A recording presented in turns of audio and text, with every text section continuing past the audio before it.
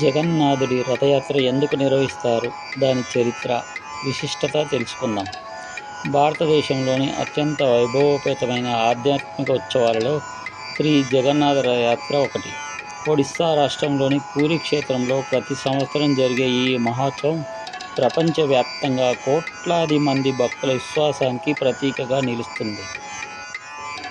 2026 సంవత్సరంలో శ్రీ జగన్నాథ రథయాత్ర జూలై 16 గురువారం ప్రారంభమై జూలై 24న బహుళ యాత్రతో ముగుస్తుంది. 9 రోజుల మహోత్సవంలో జరిగే ప్రధాన కార్యక్రమాలు: మొదటి రోజు శ్రీ జగన్నాథుడు, బలభద్రుడు, శ్రీ సుభద్రాదేవి తమ తమ రథాలపై అధిష్ఠించి తమ మేనత్త మౌసి గృహంగా భావించే గుండీచా ఆలయానికి ప్రయాణిస్తారు. తదుపరి 7 రోజులు ముగ్గురు దేవతలు గుండీచా ఆలయంలో విశ్రాంతి తీసుకుంటూ భక్తులకు దర్శనమిస్తారు. 9వ రోజు బహుడా యాత్ర. ముగ్గురు దేవతలు తిరిగి శ్రీమందిరానికి మహోత్సవంగా చేరుకుంటారు. జగన్నాథ రథయాత్ర ఎందుకు నిర్వహిస్తారు? పురాణాల ప్రకారం గుండీచా ఆలయం శ్రీ జగన్నాథుడి మేనత్త గృహంగా భావించబడుతుంది.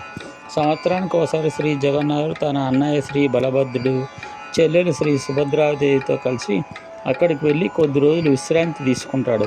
అనంతరం బహుడా యాత్ర ద్వారా తిరిగి శ్రీమందిరానికి చేరుకుంటాడు. ఈ దివ్య ప్రయాణాన్నే జగన్నాథ రథయాత్ర అని పిలుస్తారు.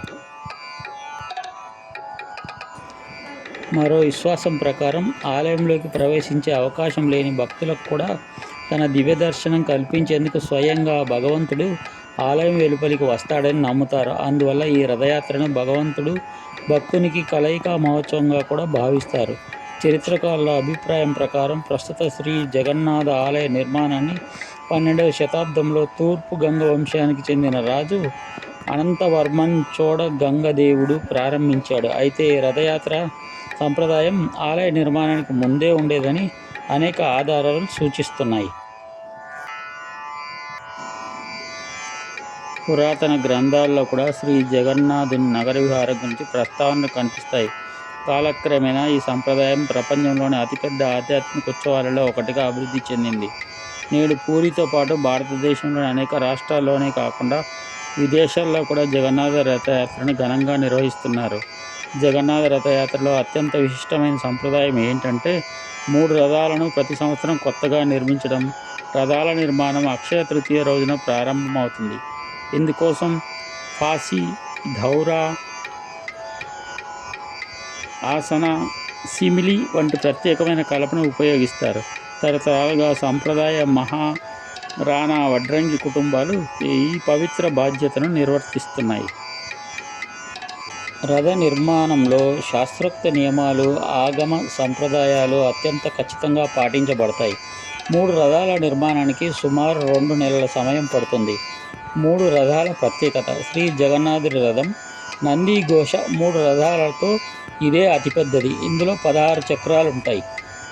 శ్రీ బలభద్రుడి రథం తాళధ్వజ, ఇందులో 14 చక్రాలుంటాయి. శ్రీ సుభద్రాదేవి రథం దర్పదలన, దేవదలన, ఇందులో 12 చక్రాలు అమర్చబడతాయి.